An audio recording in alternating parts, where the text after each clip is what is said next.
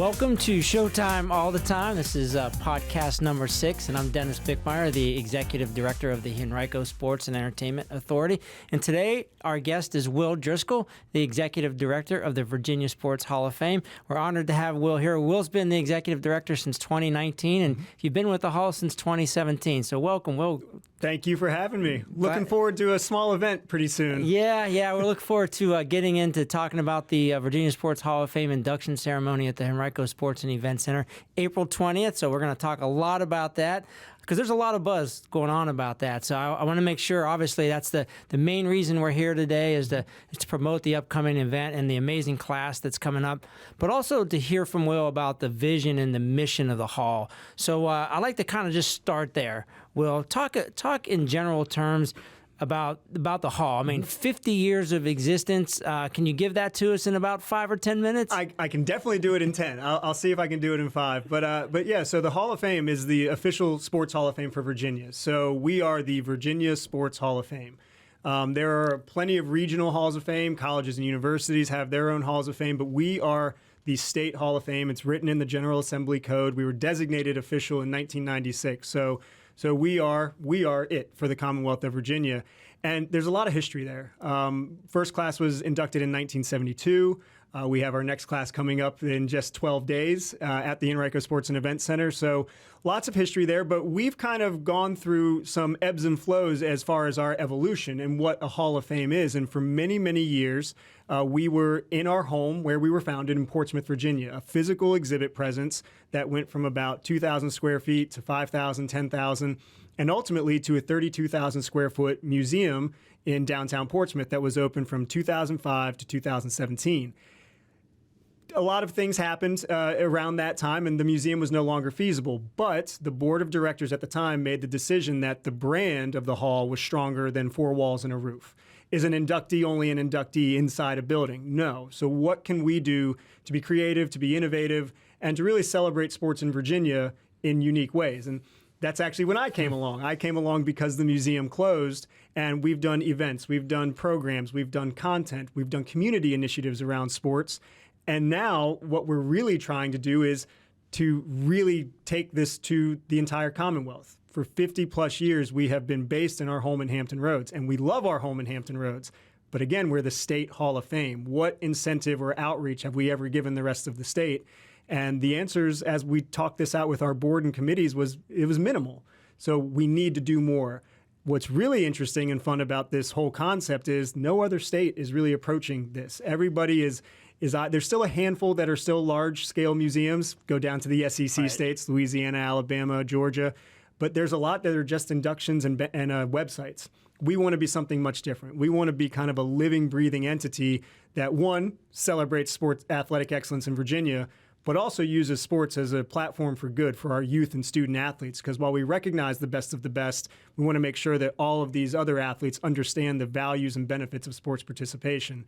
So I think that was under 5 minutes, but there's a lot more that we can talk about. Wow. But I think that our Hall of Fame is really unique. I think it's really special, and I'm happy that we're really starting this process of doing more around the state. Well, and we'll dig a little deeper into that too, because first of all, I love the fact that you're bringing the Hall of Fame to the people, and I do want to make sure that we share with everybody as well as we want to help you do that here in Henrico County. So we are taking a step to help you with the visual aspects of the Hall of Fame in the Sports and Events Center. We have 4 permanent displays that are in there now, plus the Hall of Honor. So so a lot for, again, our local residents to come and see when we have athletes that are there, that are visiting from out of town, or our local athletes participating in there. They can now get a sense for what the Hall of Fame is all about as well. So hopefully that is an example for other localities around the Commonwealth to kind of see what we're doing, see what you've created in the Hampton Roads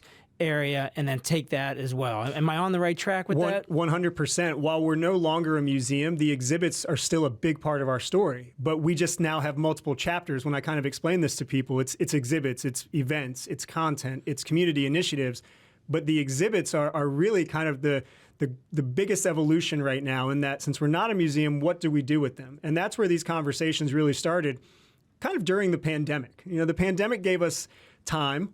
to think, to brainstorm, to come up with ideas, but it really, more importantly, gave us time to ask questions of ourselves. Like, what are we as the Virginia Sports Hall of Fame? What do we want to be? Where do we want to be? If we say we represent Virginia, what are we doing around Virginia to really justify that? And so we came up with the idea, let's break the state into regions. You have Hampton Roads, you have Central Virginia, you have Southwest, Northern, maybe South Side. The Valley is kind of out there. Maybe they could be included in Central. But as much as I'll put my hand up, I'm here in Central Virginia, but I'm a 757 native. I'm born and raised in Norfolk. We love our 757 inductees, great athletes, coaches, and contributors. But the other area codes in the state feel that exact same way. So let's celebrate the inductees where they're from. With Virginia not having, say, an NFL team or an NBA Major League Baseball team, our inductees are uniquely Virginian. They're from here. They grew up here. They did something great at our colleges and universities. Let's celebrate them with the communities that they were a big part of. So getting that first partner in Henrico County with the Sports and Entertainment Authority, with the county, with the building, has really, my goal is hopefully that becomes our gateway to the rest of the state. And what I always do when I have conversations like this is not taking anything away from Hampton Roads. Everything we do is in addition to. So just because an exhibit is here and the induction is here this year, we're still doing a lot in Hampton Roads. Now we want to mirror this in other communities around Virginia. There's so much fun and excitement around our inductees. Let's celebrate that. Let's tell that story. But how do we tell that story? You need partners to do that. And so we're very grateful for the partners that we have in place to do that. Well, and again, we could see that vision early on and what you're trying to accomplish. And as you I mean, it is incremental to what you have going on in Hampton Roads. And again, we want to be supportive of other localities, jumping in as well, and we want to help them. So whoever raises their hand That's next, right. we want to be there right there with you to show them what we did, and then how can they build how can they build on that. The Hall of Fame is a nonprofit. Yes, is that 501c3 nonprofit, and so we really use that designation because, well, one, it's how we were designed and how we were formed, but we also want to make sure that everything that we're doing, we're trying to add to what we do through community initiatives, through our content, through our programs. We always want to keep evolving. I tell people that what we do now is what we do now. Every year I want to look back on a conversation like this and say, look what we added to. Look what we added to. We've increased our scholarships to student athletes across the state. In just the last couple of years, we created a youth sports and mental health and wellness alliance in Hampton Roads with the Children's Hospital. That's something that can continue to evolve throughout the state. But what else can we do to provide opportunities and access for kids to continue to play sports? 30,000-foot level, if kids stop playing sports, which right now they are, we don't have anybody to induct in 30 years. So we want to make sure that people understand the values of sports participation, and that, yes, our 364 inductees are people that you can look up to and idolize, but you don't have to make $1 playing sports to see the benefits from playing sports. Yeah, again, that's such an important point because we want to make sure that we're honoring our past but giving our current athletes and our young people a pathway to participate as well.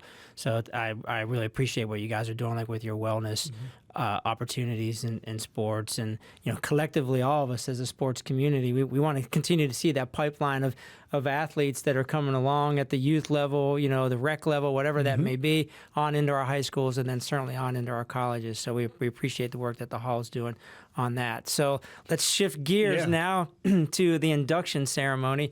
April 20th, as we mentioned, at the Henrico Sports and Events Center. You can go to vasportshof.com to get your tickets. So clock's ticking, so make sure you go get those April tickets. April 17th, ticket portal shut down because our staff has to make our way up from Virginia Beach. So we got to come up here at some point. All right, deadline is looming, so let's go. But give us an overview of the Hall weekend, and we're going to get into the inductees here in a second. But just overview, like if you're buying a ticket, what can you expect?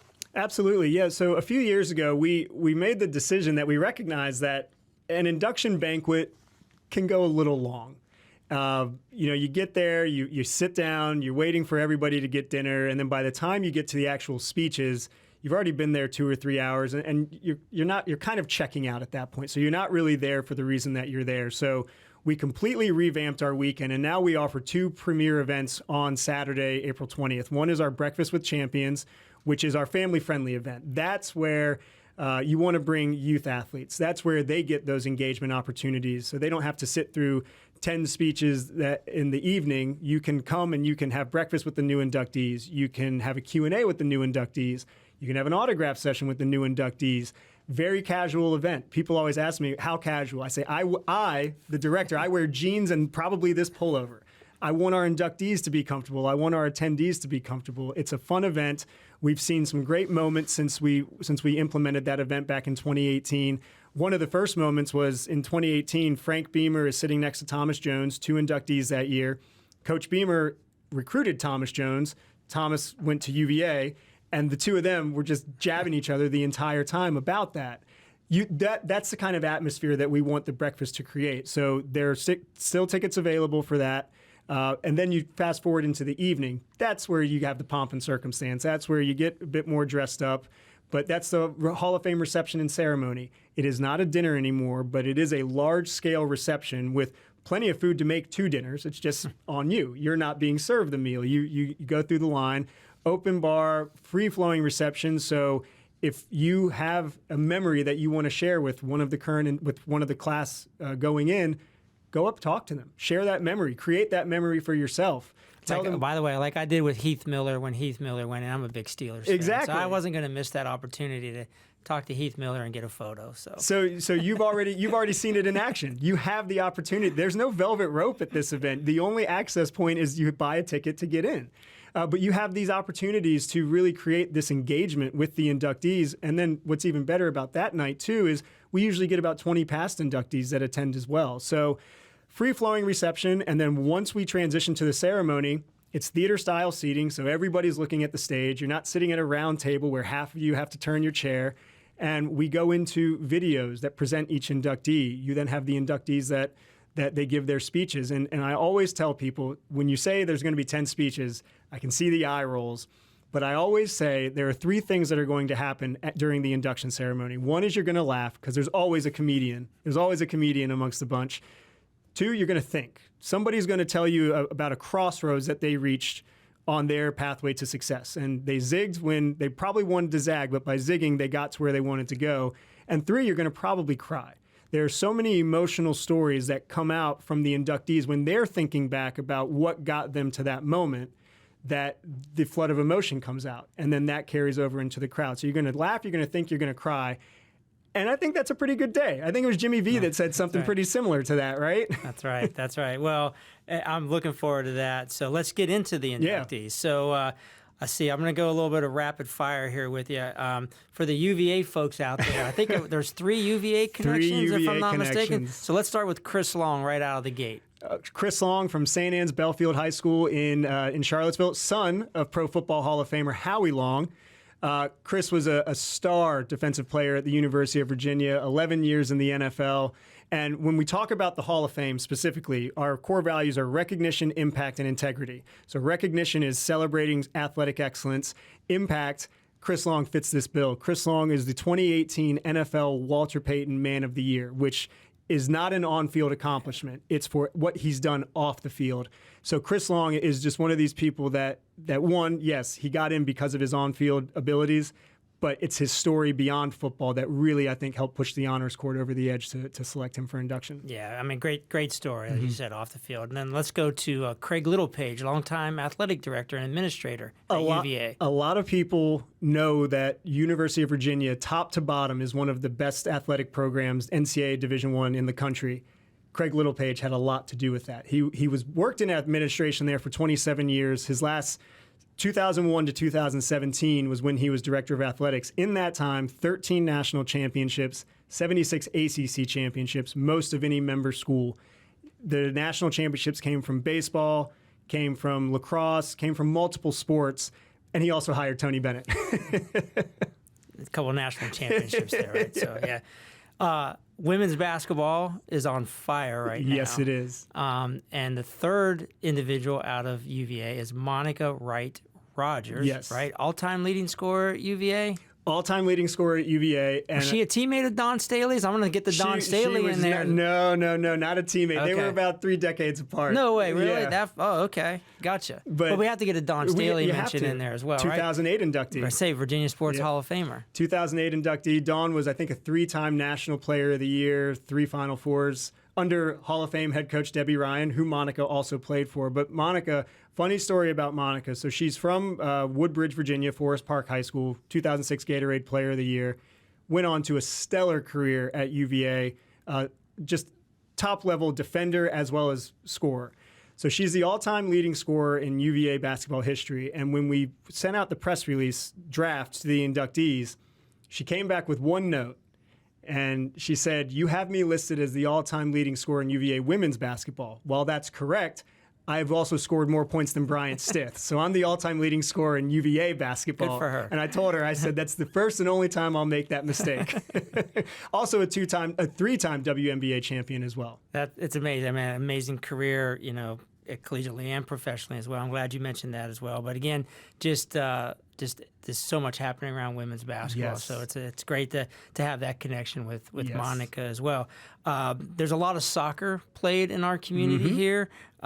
Jill Ellis, tell us about Jill. So Jill was actually born in the UK. Her family immigrated here when she was in high school. And what's funny is because of how youth sports was set up in the United Kingdom in the 1980s, she didn't have an opportunity to play soccer at the youth level.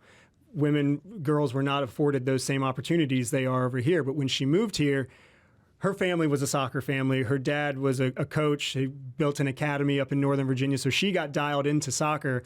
She was a national champion with her Braddock Road Bluebells, state champion with Robinson Secondary School, went to William & Mary, scored 32 goals over 4 years there, was a third-team All-American. And oh, by the way, she became a pretty good coach. She helped lead the U.S. women's national team to back-to-back World Cups in 15 and 19. And so she's over the moon about it. And when I talked to her originally, she said, even though I'm from the UK, Virginia is considered to her home. So to get this recognition in Virginia, especially with her William & Mary connections, who they're naming the field after, by the way, wow.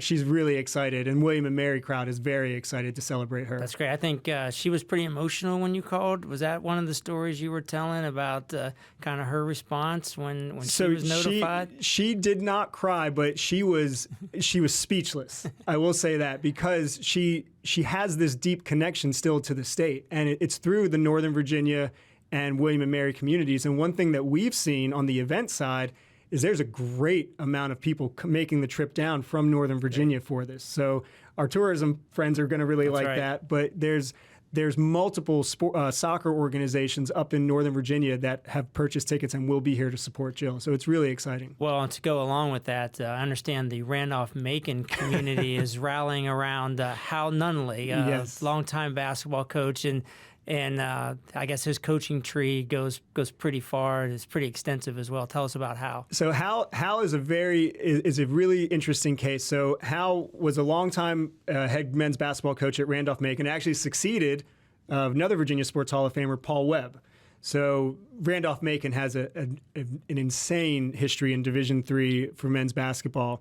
But Hal retired in 1999, passed away in 2004. So this is a posthumous honor. So when you're planning, you have to find out who the point person is, because Hal can't be there. So we talked to Randolph-Macon, and they put us in touch with a couple of his former players. And the connection that these former players still have to Coach Nunley 20 years after his death is unlike anything I've ever seen. They are really pushing. They're already pushing 100 former players, wow. And they're still trying to get more people to come because they see this honor as just so important to not just Coach Nunley, but to Randolph-Macon athletics, the whole Yellow Jackets community. But you're talking about his coaching tree. Mike Rhodes, now the head coach at Penn State, was the head coach at VCU. He succeeded Coach Nunley at Randolph-Macon and was there for 10 years as the Randolph-Macon head coach. And Coach Rhodes will be here in attendance to support his former friend and mentor. But that's really where I get excited, is somebody like Coach Nunley who can't be here to accept this honor, but the entire Yellow Jacket community seems to have taken up the mantle to accept it on his behalf. Yeah, I think it's great that his former players have really rallied around this. So we're looking forward to seeing all those former players out and celebrating Coach Nunley.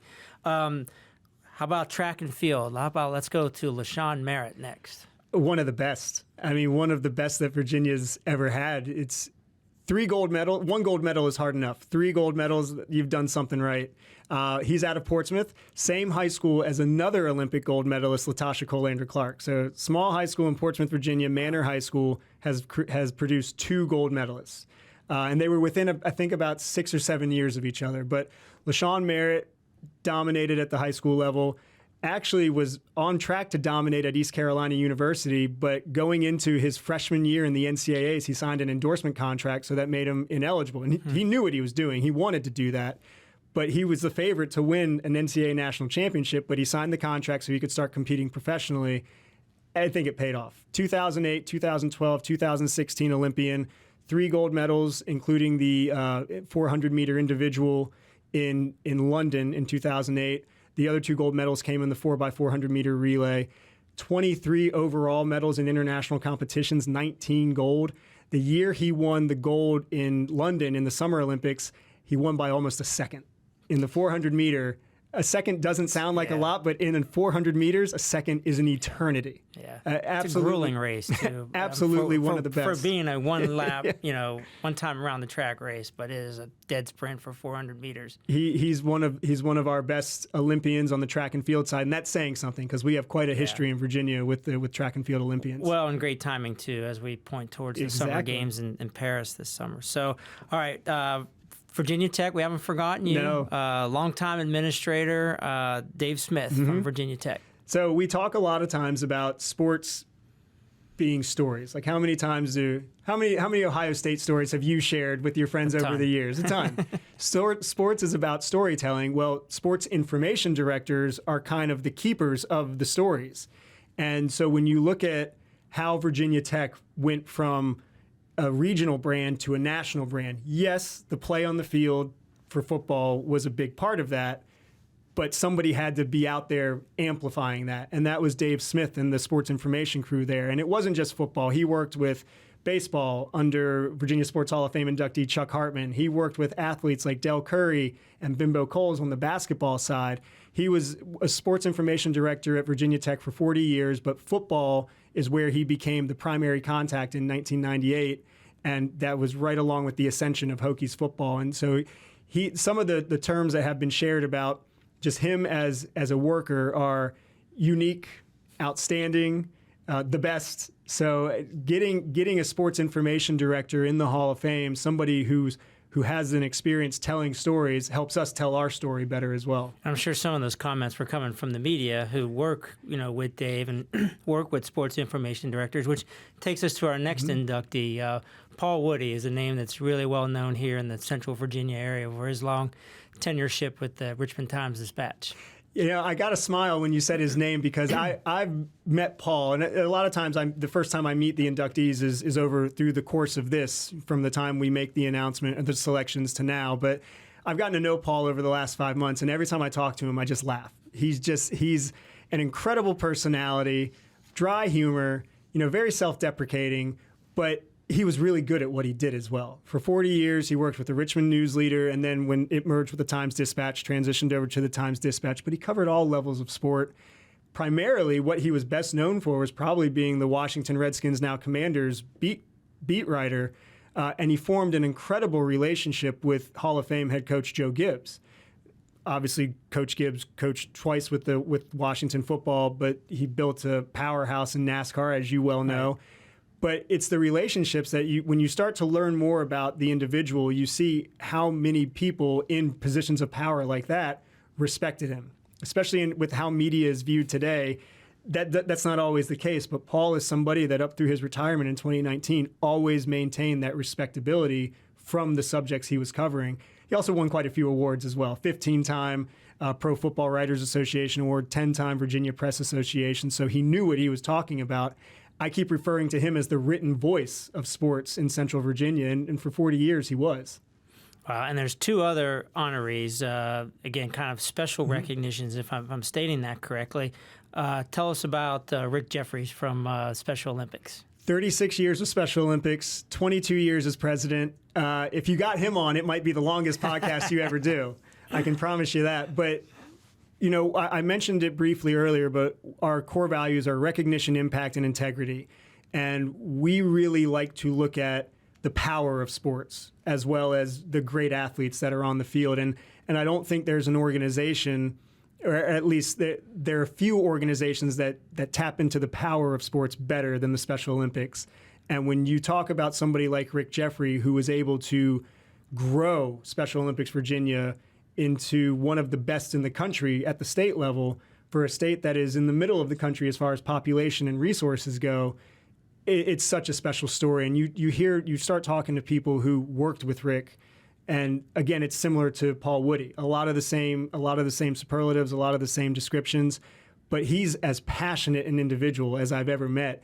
And to this day, he's still passionate about Special Olympics. He works on the General Assembly side. He lobbies on their behalf. But turning Special Olympics Virginia into a powerhouse organization for access and opportunity to sports, that falls right in line with exactly what we want to recognize at the Hall of Fame. So we're very happy that we've been able to kind of align ourselves with the Special Olympics through the Distinguished Virginian Award for Rick Jeffrey. It's been amazing to see what he's done with that organization. And we got to see firsthand. We hosted the Special Olympics state basketball championships in the Sports and Events Center, and just to watch those athletes play and just, you know, it's very touching, you know, what they do, you know, as athletes, but certainly what the organization has done to give those athletes a place to compete as well. So. Well, and he's talked about too. It's about access. It's making sure that they have the opportunity, right.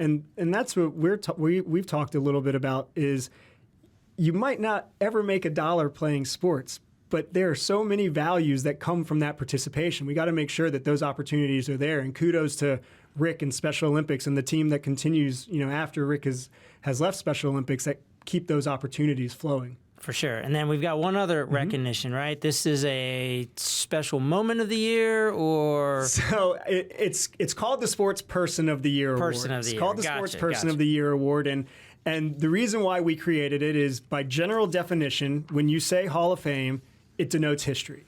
Everything that all of these inductees are getting in for is past accomplishment. Nothing wrong with that. These are great accomplishments, and that's what a Hall of Fame does. But we want to be a little bit more modern in our approach. And while we're honoring these great inductees, we also want to honor something, or recognize something, celebrate something that's happened in the more recent past. So we created the Sports Person of the Year Award to highlight or recognize a moment that took place in the calendar year 2023. Our first Sports Person of the Year is actually a team.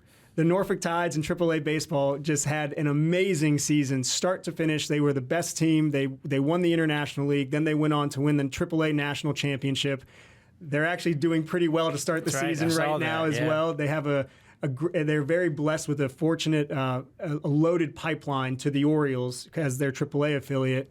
But we had some great nominees for the Sports Person of the Year award, but it was the Tides that kind of came through.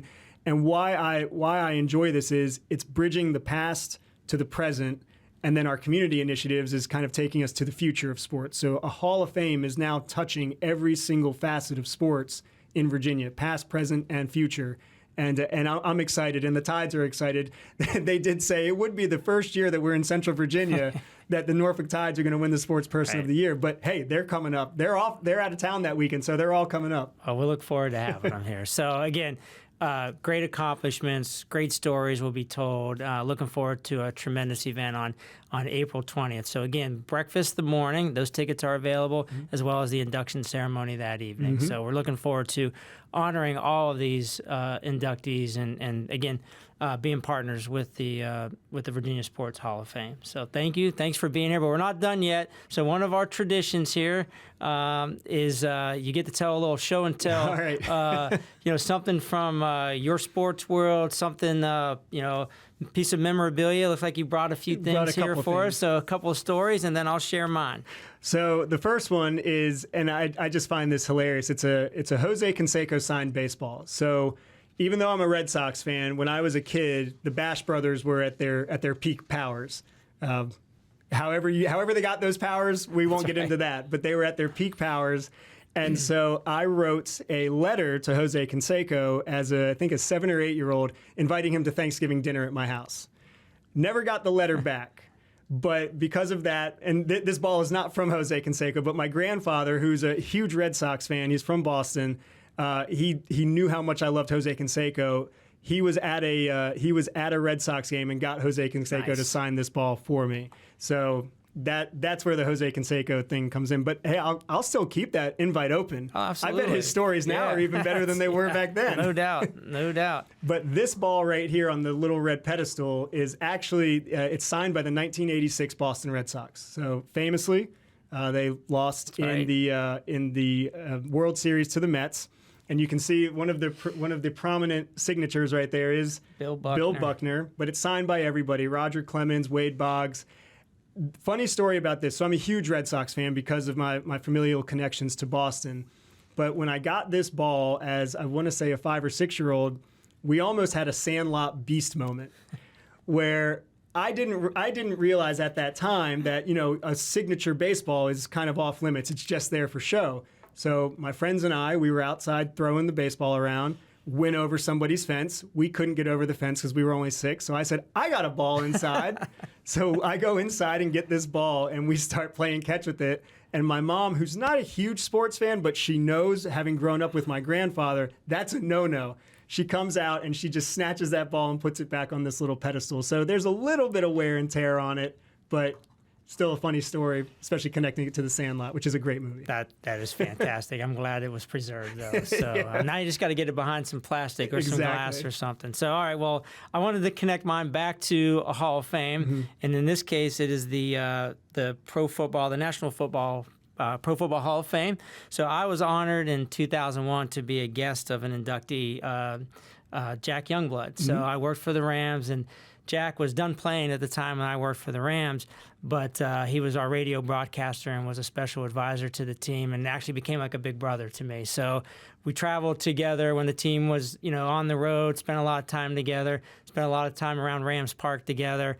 So I just really took to Jack and just became a dear friend and was fortunate to be invited to the 2001 induction in Canton, Ohio. So obviously you got to walk around with your buttons to get access and stuff, So this got us somewhere and this got us somewhere. But it was just amazing to be part of that induction ceremony, and just extra special that to have a relationship with someone that was going into the Hall of Fame, and really that whole class. I'm going to read off a couple of names, but Jackie Slater, who for 20 years played for the Rams. Yeah. So Jackie was playing when I was working for the Rams, so I got to work hand in hand with Jackie. But to play 20 years on the offensive line for one team, it was truly remarkable. But Marv Levy went in that year, the longtime Buffalo Bills coach, William and Mary connection. Nick Bonacani, former Dolphin, the no-name defense, but obviously had a great story to tell with the foundation for his son as well. Mike Munchak, who was an Ironman in the NFL for many years, and Ron Yeri, who played in 4 Super Bowls. And then going back to my Steelers connection, Lynn Swann also went in that year, so that made it again extra special for me to have someone that I watched play and help the Steelers win 4 Super Bowls, and he was the MVP of Super Bowl 10 against the Dallas Cowboys. If you ever want to see some amazing catches that were made in one game, he made 2 in that game that will live on forever. I have some Sports Illustrated videos when I was a kid that those were on loop on highlights. That's for sure.